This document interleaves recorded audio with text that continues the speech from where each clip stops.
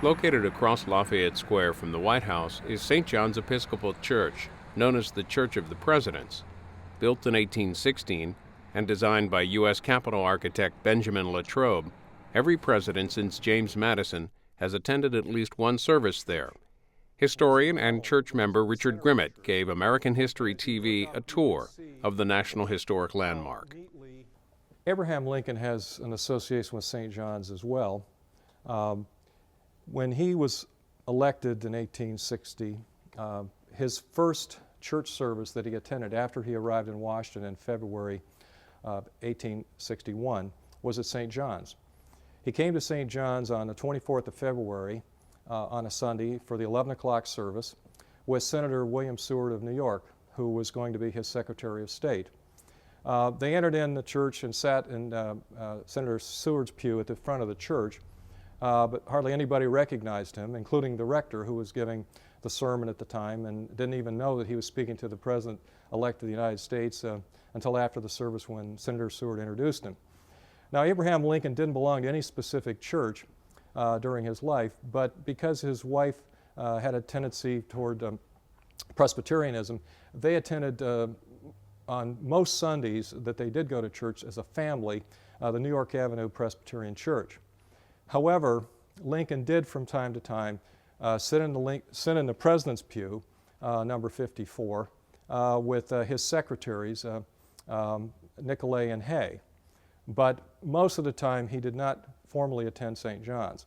However, during the Civil War, he would from time to time during the evening services of St. John's that were instituted, he would come in the very back door of the church on the south side and sit in the very last pew in the back of the church, where he could have a quiet moment of contemplation and reflection without becoming the center of attention, which he would have been had he sat in the President's pew in the front in the center of the church. So this pew back here is the Lincoln pew at St. John's, pew number 89. And you can see it's right at the back door.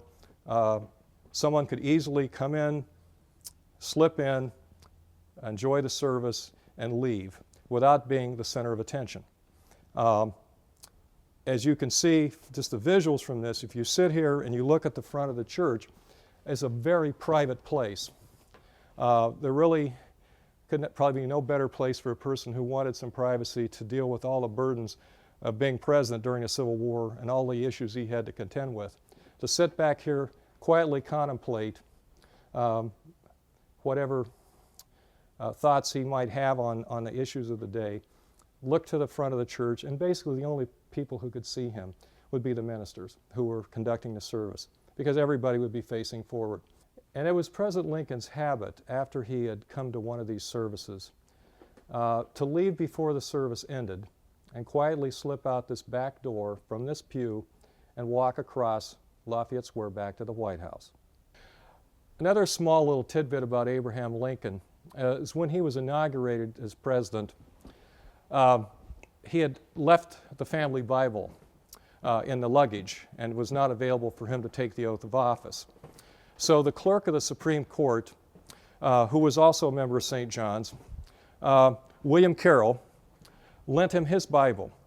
So you may recall that the Library of Congress lent that original Carroll Bible to Barack Obama for purposes of his swearing in. Well, the Carroll family was a long-standing family at St. John's, and here is a stained glass window that was prepared when these windows were installed in the church in honor of William Carroll and his family. The Library of Congress, of course, has that Bible today, but St. John's has memorialized William Carroll in this stained glass window.